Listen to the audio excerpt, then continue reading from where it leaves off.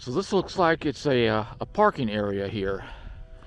It's been scraped clear for big trucks. Bring the soldiers up here. And then this road goes up between these two hills here. And everything's on the other side. Now look at that rock. How would you like to have to dig that out? By hand. I wouldn't.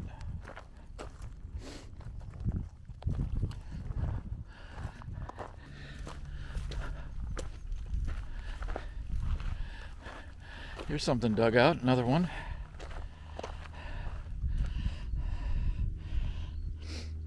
One thing I noticed last time I was up here is I'm not seeing any kind of trash or shell casings or anything like that. And here's a piece de resistance.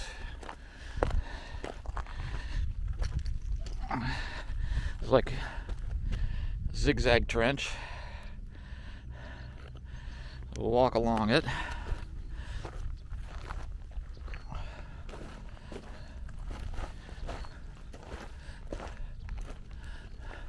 This is one of two that are here. The other one's not as good.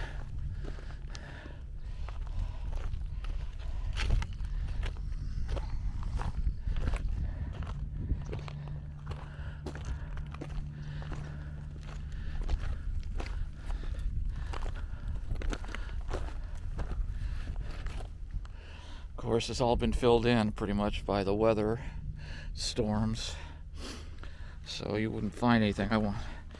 I don't know how much deeper it was originally.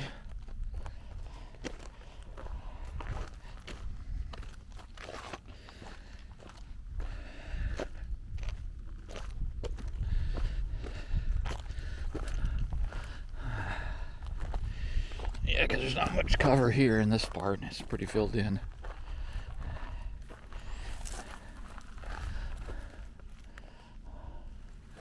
But it's pretty cool. I like it. What, 80-something years it's been here. Oh, since 42, 43. Not sure when the Ibis was built. Okay, now this is really cool too. Let me get where the sun can shine on it. It's a bunch of barbed wire. I don't know if it was lifted off the ground or what. But let's see how many feet there are. Or if it was just laid here. I don't know if guys had to try to crawl over it or crawl under it or what. But there's a lot of it here.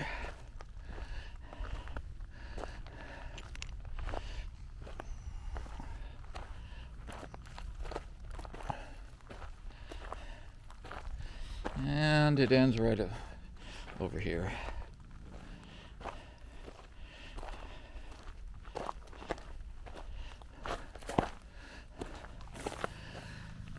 Look how close the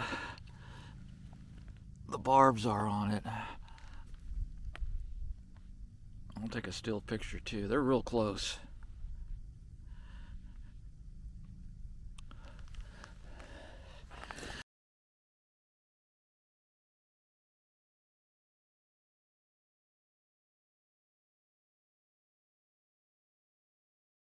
It got me. You can see here where it was tied off somewhere to something. Again, they were supposed to clean up all these ranges and such when they closed the camps. I just imagine the guy says, "I'm not picking up barbed wire." I wouldn't. I don't see any posts or anything or any remnants. I don't know what this may be something. It's right at the end of the this course here.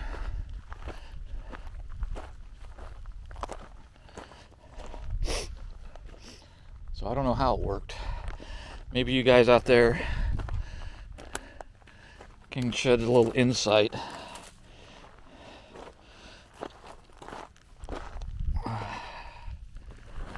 Whoa.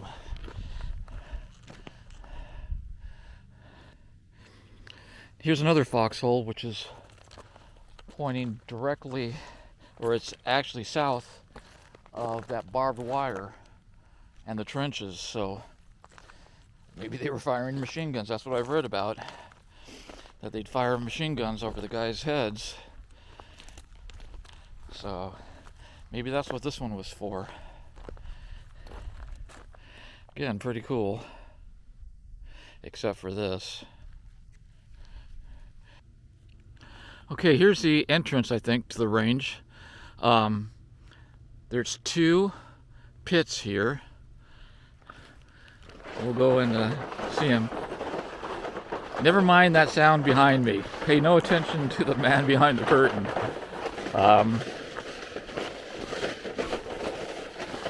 So we're on it right now. Little foxholes. You can see the rocks laid out in a row. And there's one over here too.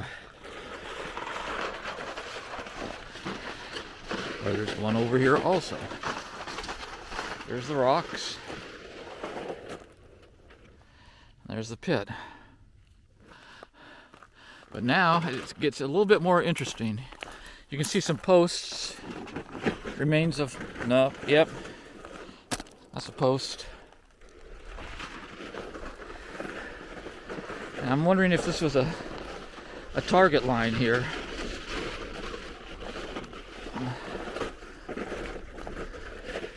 There's some posts here, especially if you're on the other side doing firing.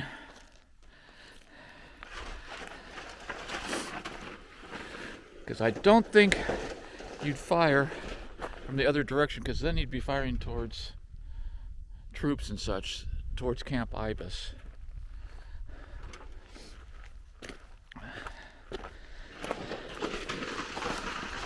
Okay, and then this is really cool.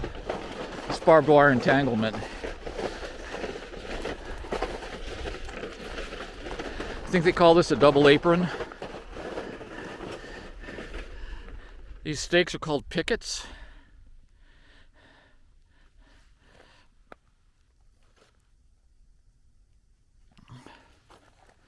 And it is just still in good shape.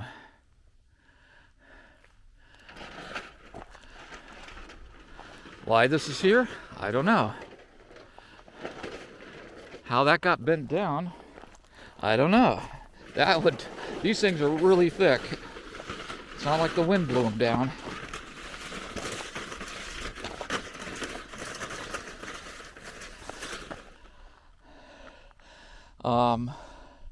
I wonder if there were any, at the end of the closing, they just ran them over with tanks or whatever. Or it could have been from the 1964 Exercise Desert Strike. This is just too cool.